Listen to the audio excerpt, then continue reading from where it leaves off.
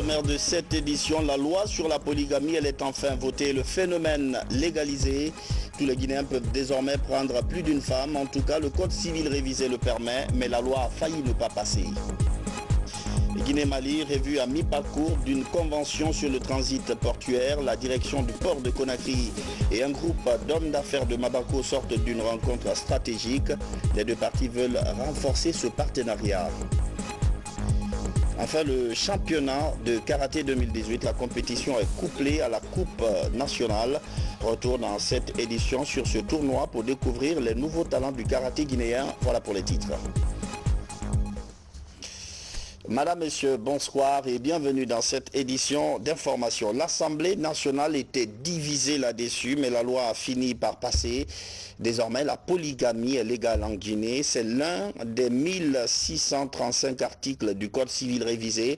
Le texte offre la possibilité à chaque Guinéen de prendre plus d'une femme. Abdoulaye Diallo. Après multiples rejets, le Code civil est enfin révisé puis adopté à la majorité des députés. De 1502 articles, le nouveau Code civil est composé désormais de 1635 articles répartis en 5 livres. Ce nouveau Code civil s'adapte à la Constitution et permet à notre pays de se conformer aux conventions et traités internationaux. Au cours de cette autre plénière, l'un des articles qui a suscité assez d'interrogations et de commentaires, surtout du côté des femmes parlementaires, est celui lié à la polygamie. Si dans l'ancien code du 16 février 1983, elle est interdite, le nouveau offre la possibilité à chaque couple de choisir entre le régime de la monogamie et celui de la polygamie limitée à 4 femmes. Nos mamans, nos grands-mères se sont battues de 1960 pour l'avoir en 1968, pour avoir l'interdiction de la polygamie. Donc, ma position et celle de l'ensemble des femmes du forum aujourd'hui, c'est de s'abstenir. On ne peut pas voter contre parce que nous sommes pour beaucoup d'avantages qui sont dedans. On ne va pas voter contre à cause d'un seul article, mais nous nous abstenons. Quand aujourd'hui on prend sur l'ensemble de la population guinéenne, nous pouvons dire en tout cas que plus de 50 ou 60% sont polygames.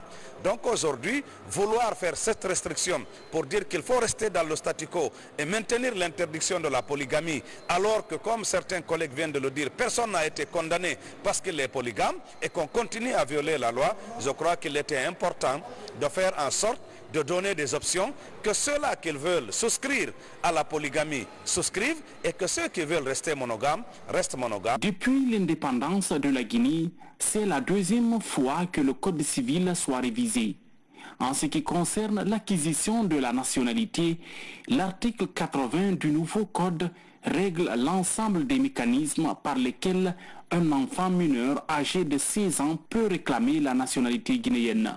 Ce qui n'existait pas auparavant, une batterie d'articles pour permettre de corriger les inégalités sociales constatées. Le Code civil, ce texte, vous verrez in fine à l'intérieur que ça corrige plusieurs formes de discrimination. Discrimination entre hommes et femmes, discrimination entre les gens valides et les gens malades, entre les personnes âgées et les jeunes, et c'est très important d'être... Il y avait aussi un souci qui était important de pallier, c'était de se mettre en conformité avec les dispositions et les conventions internationales. Dans les actes de l'état civil, d'autres sujets sont innovés. Il s'agit par exemple du livret de famille.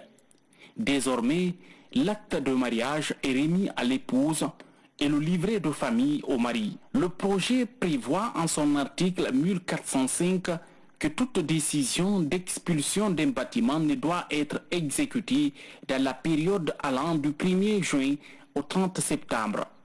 Pour corriger les incohérences, l'Assemblée nationale recommande la création d'une commission nationale de codification qui sera placée sous l'autorité du Premier ministre, chef du gouvernement.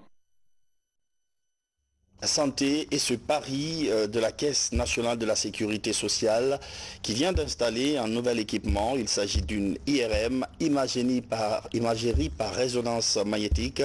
La machine permet de poser des diagnostics plus précis pour une prise en charge efficace. Kerno Marouba, Saïdou Diallo. Au centre de diagnostic de la Caisse nationale de sécurité sociale CNSS, il y a de la nouveauté. L'imagerie par résonance magnétique tant attendue est maintenant disponible. Cet appareil moderne permet d'obtenir des vues en 2 ou 3 dimensions de l'intérieur du corps. L'IRM donne des informations sur les lésions invisibles par radiographie standard. Celui-là, c'est une IRM à haut champ de 1,5 Tesla. Il fonctionne à base d'hélium.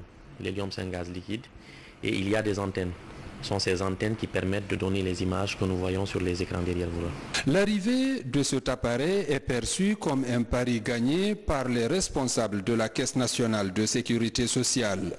Inauguré en avril 2016, le centre est en mutation avec l'installation de ces appareils capables de faire tout genre de diagnostic. Malick Sanko a dit au président de la République, Monsieur le Président, nous allons mettre l'IRM en place et faire ce que vous voulez. Donc c'est chose faite aujourd'hui. Nous avons aujourd'hui notre IRM au champ qui est une première en République de Guinée. L'imagerie par résonance magnétique, l'IRM, est l'une des plus récentes techniques d'imagerie médicale.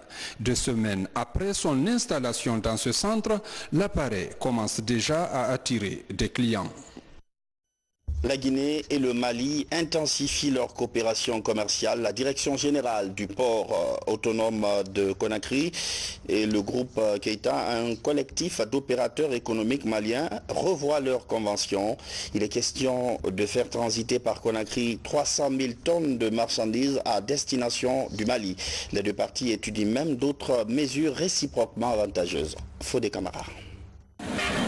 Sur les berges de la presqu'île de Kaloum, au mois de mars dernier, l'accostage de ce navire, transportant 8500 tonnes de blé à destination du Mali, est l'un des premiers résultats du protocole d'accord signé avec le groupe Keita. Une convention pour un trafic de 300 000 tonnes de marchandises maliennes par an. À Bamako, parallèlement aux travaux de la foire d'exposition, la revue à mi-parcours de ce partenariat stratégique réunit la direction générale du port autonome et les responsables du groupe Keita du Mali. Je pense que l'offensive est lancée et je souhaite que ça soit une bonne collaboration, une stratégie durable. C'est de ça qu'il s'agit au fait. Donc avec la Guinée, le port autonome de Conakry aujourd'hui, nous sommes satisfaits et les choses vont en bon train. Tu vois, l'installation du silo sur le port de Conakry, les magasins au port de Conakry, donc apparemment les 2 parties sont satisfaits.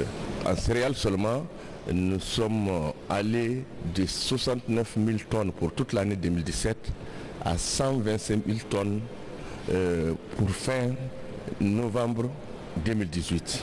Si le port de Conakry arrive à draguer certains de ces quais pour recevoir les gros navires de 30 000, 45 000 tonnes, vraiment tout le monde sera satisfait et le port de Conakry, comme on l'a toujours dit, sera le port naturel du Mali.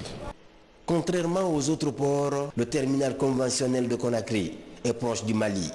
Il est situé à 900 km de Bamako.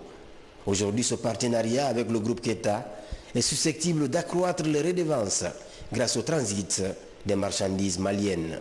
Nous avons fait l'évaluation de la convention, de tout ce qui a été mis en œuvre, les obligations, les engagements du port et ceux du groupe Keita, tout s'est très bien passé. Les quelques difficultés que nous avons décelées, nous avons décidé de nous donner la main pour essayer de trouver des solutions à ces problèmes. Et il faut dire aussi que le groupe Keita est en train de faire une grande campagne de sensibilisation pour amener les autres chargeurs à passer par le corridor, par le port de Conakry. À l'orée de la nouvelle année, cette offensive de la Direction générale du port autonome de Conakry a permis de réchauffer le partenariat avec le Conseil malien des chargeurs et le groupe Keita. un collectif de grands opérateurs économiques maliens séduits par la volonté des autorités de la Guinée de faire du port autonome l'un des fleurons de la coopération et des échanges commerciaux sur l'axe Conakry-Bamako. Exploitation minière, la société Dynamic Mining vient de rendre public son rapport d'évaluation. Il s'agit de l'étude d'impact environnemental et social. Le document prévoit des mesures d'atténuation des dégâts. Valérie Talimani. Détentrice d'un permis d'exploitation de bauxite dans la sous-préfecture de Malapouya à Boké depuis juin 2017, la société Dynamic Mining accélère l'exécution de ses travaux. À date, une étude d'évaluation d'impact environnemental et social de sa zone d'intervention est réalisée. Le rapport prend en compte l'ensemble des sujets liés à la mine, la route minière et le port. 25 sites non déplaçables sont identifiés sur le tracé de la route minière. Pour les voies d'accès, c'est-à-dire que pour accéder à la mine, il faudra faire des routes. Et pour faire ces routes, il faut faire des ouvrages de franchissement. Sinon, tous les engins qui vont à la mine vont continuer à passer dans les cours d'eau. Et quand ils passent dans les cours d'eau, forcément, il y a la turbidité, il y a les matières en suspension qui vont être remises en branle et qui vont polluer. Cette étude nous a permis de voir les impacts négatifs et les mesures d'atténuation de ces impacts, mais aussi des impacts positifs. Ils ont présenté aussi assorti des mesures de bonification. Donc c'est un espoir pour le gouvernement guinéen. Le projet Dynamic Mining, dénommé Bon Ami, couvre une superficie de 123,80 km² avec 121 millions de dollars d'investissement prévus dans la phase de construction et de développement de son projet. Des investissements qui devront contribuer à garantir une meilleure cohabitation entre Dynamic et les communautés riveraines. Jusqu'ici, depuis 2013, il n'y a pas eu de plainte. C'est dans ce cadre même encore qu'on a initié ces études-là encore. Au fait, je vais dire la mise à jour pour la mine, pour voir quelles sont les attentes des communautés et qu'est-ce qu'on peut faire aussi pour les communautés et en même temps, comment est-ce qu'on peut minimiser les impacts négatifs s'il y en aura ou peut-être même comment les éviter au total si cela est possible. Le plan d'action de Dynamic Mining au cours de son évolution consiste à prioriser l'emploi local conformément au code minier guinéen. Plus de 1000 emplois directs et indirects vont être créés pour contribuer au développement socio-économique des populations à la base. 50 hectares étaient prévus au début, mais seulement 30 ont pu être réalisés et récoltés cette année. La culture du sésame blanc prend de l'ampleur à Cancan. La production est pilotée par le Centre des recherches agronomiques de Bordeaux. Fodé Bangali Fofana. Le Centre de recherche agronomique de Bordeaux à Cancan vient de faire la récolte de sa production de semences sésame blanc. Exposée ici à l'ère de séchage du centre, cette production attend d'être traitée et conditionnée. Sur une prévision de 50 hectares, le centre n'a pu réaliser que 30 hectares. Une action présidentielle en faveur du monde rural pour le développement agricole. Le semis a été lancé au mois de juillet dernier, récolté 3 mois après. Le sésame est un oléagineux qui est destiné à la consommation humaine et animale. C'est transformé dans l'industrie en huile et en pâte alimentaire.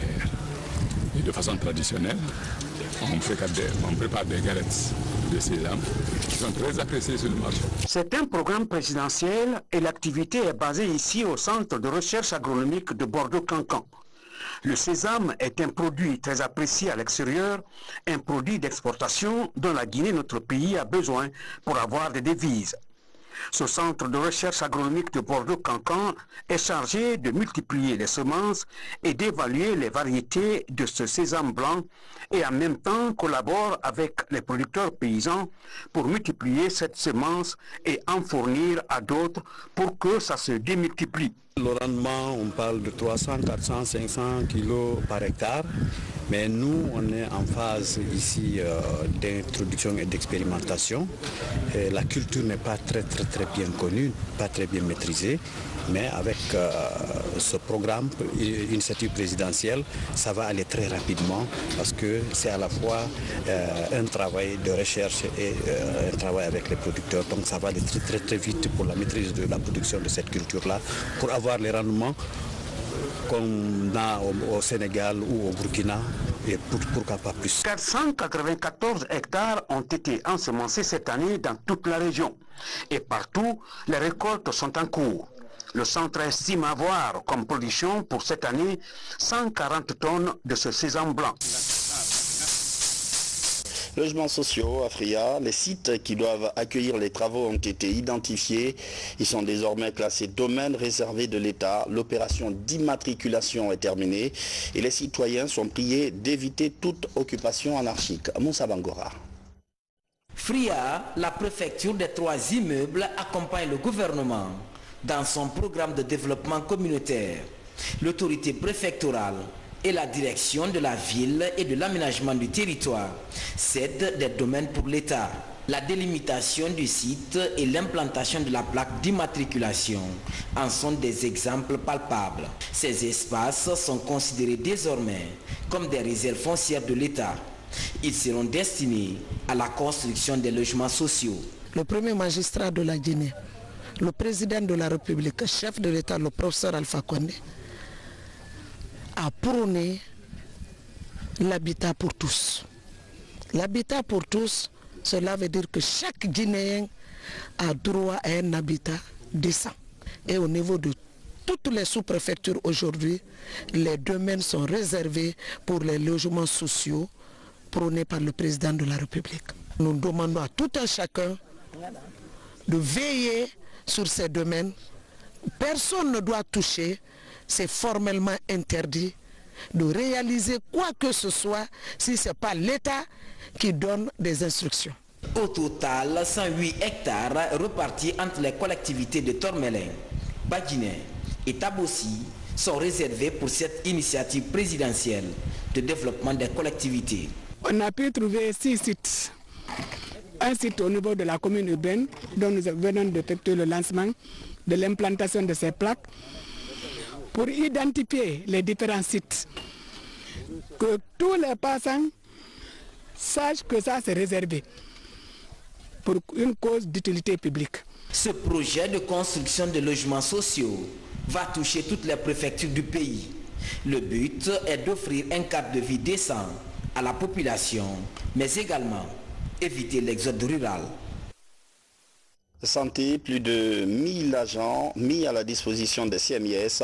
Ils ont d'abord été présentés aux autorités du département de tutelle au terme d'une formation de plus d'1 mois. Certains d'entre eux vont servir dans le maintien d'ordre et d'autres dans la circulation routière. Alpha Isiagaba, Sam Maratonno. Ils sont plus de 1000 agents de policiers stagiaires présentés aux autorités de la sécurité. Déjà fonctionnaires, ces agents ont été formés au maniement des armes et autres techniques sécuritaires. Ils sont tous mis à la disposition de la Direction générale de la police nationale. Tout ce qu'un ancien peut faire, tout ce qu'un sortant d'une école militaire peut faire, à notre série, que ce soit le défilé, le gauche-gauche, droite, demi-tour, ils savent le faire tous. Donc c'est ma satisfaction totale parce que quand on les rassemblait les mois passés, ils étaient tous là civils. Même pour les regrouper, c'était tout un problème. Mais à l'instant, il suffit seulement de claquer le doigt et vous allez les voir alignés dans l'ordre, en ligne et en colonne. Ces nouveaux policiers seront tous déployés dans les 7 compagnies mobiles d'intervention et de sécurité de Conakry. Ils auront pour mission d'appuyer les autres agents dans le cadre du maintien d'ordre public. Cela après une formation commune de base dans les écoles de police et de protection civile de Kagbele et de Kafilia. Nous savons maintenant, d'après votre engagement, d'après tout ce que vous nous avez montré ici, dans l'enceinte de notre département, que vous êtes devenu opérationnel. Et la hiérarchie en tiendra compte pour que la suite du programme soit mise en œuvre très rapidement dans le cadre de la nouvelle année. Cette action est un pan du programme d'appui à la réforme du secteur de la sécurité enclenché par les autorités en charge de la sécurité. L'objectif est de rendre la police guinéenne plus dynamique. Des gilets de sauvetage pour Kissidougou et Guékédou, ils ont été distribués dans les différents débarcadères. Ces deux préfectures pratiquent la pêche fluviale et ces équipements permettent de sauver des vies en cas de naufrage. Alga Simoba, Fodé Camara. Entamé par le président de la République au mois de juillet dernier au port de pêche artisanale de Boulbiné, les journées de sensibilisation sur le port obligatoire de gilets de sauvetage vont bon train. À Kissidougou, ces gilets ont été réceptionnés par les autorités préfectorales accompagnés d'une délégation des pêcheurs et autres usagers des fleuves. Avec les 16 débarcadères que compte la préfecture, les bénéficiaires ont déjà élaboré un plan de gestion rationnelle des gilets. Avec ces filets, comptons organiser même au niveau de chaque débarcadère un truc de passage qui sera, on va mettre un stock pour que les gens qui viennent pour passer, ils utilisent ça. Quand on te donne les moyens pour être sécurisé, l'important c'est de porter. Parce qu'il y a des gens qui peuvent avoir les gilets là, croyant que c'est un truc d'habillement, de maquillage. C'est pas ça. C'est pour sauvegarder des vies à travers la pêche, à travers même les débarcadères qui font passer les paysans pour aller dans leurs champs. De Kissidougou, cap sur Guékédou. Le but de cette opération de dispatching de gilets de sauvetage vise à lutter contre les drames sur les différentes voies navigables du pays. Guékédou a assez de fleuves et des affluents. Et nous savons que quelquefois nous perdons nos semblables à la traversée de ces eaux. Donc ces gilets sont venus à point nommé et vous avez vu les sous-préfets de Guékédou, vous avez vu certains maires, presque toutes les sous-préfectures où il y a des fleuves, ils sont là représentés, les chefs des débarcadères aussi sont là. Et c'est vraiment une ouf de soulagement. Sur instruction de son Excellence, Monsieur le Président de la République, le professeur Alpha Condé, nous sommes venus rencontrer toutes les autorités de la Guinée forestière afin que tout le monde soit muni de ces gilets de sauvetage. Et même s'il y a noyade ou naufrage, ces gilets peuvent leur sauver la vie pendant 3 jours. Après Kissidougou et Guékédou, la mission de distribution de gilets de sauvetage s'est rendue dans les autres préfectures de la forêt pour la remise de ce don du président de la République. Les violences faites aux femmes, l'Association mondiale des guides veut résoudre le problème en amont, c'est-à-dire la prévention. La structure sort de sa 43e réunion. La rencontre de Conakry a duré 5 jours pour aborder, entre autres thèmes, le leadership. Abdulaziz Baldé, Mamadou Alpha Baldé.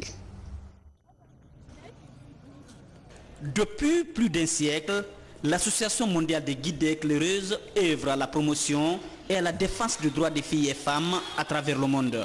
En Guinée, l'organisation aide cette couche à développer pleinement leur potentiel en toute responsabilité. D'où la tenue de cette 43e réunion à Conakry.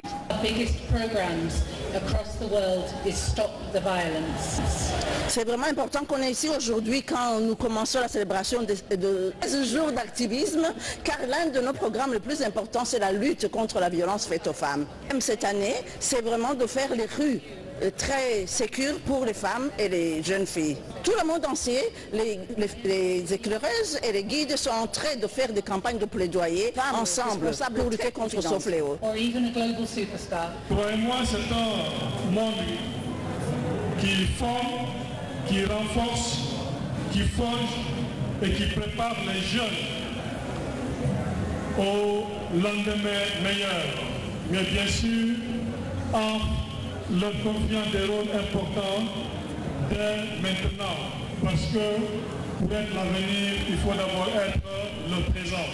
Venus de plusieurs pays, les membres de l'Association mondiale des guides sont à pied d'œuvre pour le respect des droits des femmes. Nous avons apprécié leur présence et si nous sommes ici, c'est parce que tout simplement, d'abord leur arrivée, cette session coïncide avec les 16 jours, la célébration des 16 jours d'activisme contre les violences. Et qui parle de guides Et d'éclaireuse parle de solidarité, parle de paix, parle d'éducation, parle tout simplement de transformation de l'homme. À date, l'ANG existe dans plus de 150 pays à travers le monde. En Guinée, c'est en 1986 qu'elle a vu le jour. Aujourd'hui, elle compte près de 5000 adhérentes à travers le pays. Religion toujours, l'église protestante évangélique de Guinée aura bientôt 100 ans d'existence au service de Dieu. Et pour marquer le coup, elle inaugure un nouveau temple de 800 places. L'édifice est coûteux, on parle de plus d'1 milliard de francs guinéens. Mounir Bari, Ousmane Bar. Ouf de soulagement pour les fidèles chrétiens de Koléa. La réalisation de ce temple de Dieu s'élève à plus d'1 milliard de francs guinéens. Jadis, l'église se trouvait dans un état de délabrement très poussé. Aujourd'hui, l'infrastructure change de visage et offre toutes les commodités. Il faudrait que ce temple soit un temple considéré à sa juste valeur. Un temple destiné à Dieu lui-même et un temple destiné à la famille de Dieu. Un temple dans lequel il aura le pardon mutuel et un temple dans lequel la vie communautaire sera faite de telle sorte que le seul nom de Jésus soit glorifié. En réalisant cette œuvre, il a fallu de l'unité. Sans l'unité, on ne serait pas parvenu à le faire. Nous bénissons le Seigneur pour l'unité qui existe. Nous prions tout simplement qu'il vienne renforcer l'unité là davantage pour que nous continuions ensemble dans l'amour, dans l'humilité à servir le Seigneur. À l'occasion de cette cérémonie inaugurale, les fidèles chrétiens se sont fortement mobilisés. Ils formulent de prières et bénédictions pour la quiétude et la cohésion sociale en Guinée. Une façon pour eux de jouer leur partition dans le développement socio-économique de la Guinée. La joie qui m'anime, premièrement de ce que le Seigneur nous a utilisé pour faire son œuvre. Aussi d'obtenir un nouveau temple, c'est une joie pour moi et également pour tous les fidèles de l'église de Koléa. Il y a 8 ans de cela, beaucoup avaient cru au départ quand on commençait le projet qu'on ne pouvait pas réussir. Mais aujourd'hui, nous sommes en train de consacrer ce temple au Seigneur. C'est dit qu'avec le Seigneur, on a pu réussir. Donc tout est possible pour celui qui croit, pour celui qui a la foi. Cette église a une capacité d'accueil de 800 fidèles. La réalisation de l'infrastructure a duré 8 ans. Dorénavant, les fidèles de ce temple de Dieu peuvent se vanter d'avoir une église avec toutes les commodités. À présent, d'autres nouvelles de l'actualité nationale en plus bref avec Mamadou Salouba. À l'AB, les autorités administratives, les professionnels de santé et l'ONG Tenkiso sensibilisent les populations sur la prévention des maladies diarrhéiques. Les entretiens sont axés sur le traitement de l'eau impure avec du sirop avant la consommation. Les messages sont véhiculés à travers des scénettes. C'est la lutte contre la mortalité, la morbidité infantile liée à l'accès à l'eau. Généralement, nous consommons de l'eau. La plupart des ménages consomment de l'eau. Mais sa qualité est devenue une préoccupation. Des équipements sportifs composés des maillots et des ballons pour les clubs de football informels de Bokeh. Un geste de la société minière SMB pour accompagner les jeunes de la préfecture dans la pratique du sport, notamment le football. Le consortium continuera sur cette action, sur cette lancée pour que le lien qui se trouve entre le consortium et la jeunesse de Bokeh puisse davantage s'améliorer dans l'intérêt bien entendu de toutes les parties. Parce que si la jeunesse et nous on se comprend, c'est dans ça que tout le monde a son intérêt. Ces kits scolaires sont destinés aux enfants de l'orphelinat de Kridia, de Matoto, un appui de ce jeune Guinéen vivant aux États-Unis d'Amérique pour favoriser l'épanouissement de ces enfants déshérités. L'année dernière, on a fait notre premier don à la Guinée de 2 conteneurs, des équipements médicaux. Et cette année, je viens encore pour faire d'autres dons, toujours dans le cadre de la santé, avec 3 conteneurs cette fois-ci. Donc je suis très fier de mon équipe. Un nouvel ouvrage dans les librairies. L'enfant désiré est le titre de ce roman autobiographique écrit par son pharmacien et enseignant-chercheur.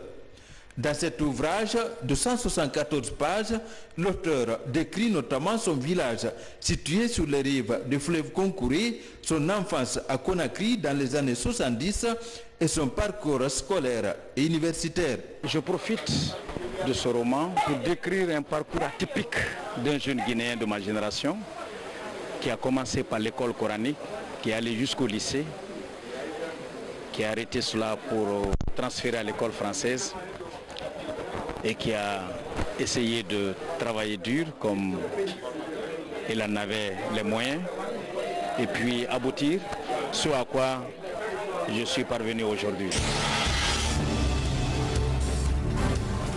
L'artiste international Frédéric Ewe dit Mewe est à Conakry. La star de la musique ivoirienne et pionnier du Oblajo est venu fêter la fin d'année avec son public mélomane guinéen. L'événement est organisé par la structure Tidjane World Music. Je vais juste vous donner un élément, c'est ça. Le mouchoir blanc. Si vous avez vos mouchoirs blancs, vous allez voir, on va colorer cette fête et on va danser. Comme ça, comme ça, comme ça, comme ça, pour colorer le 31 décembre en beauté. Et ça va faire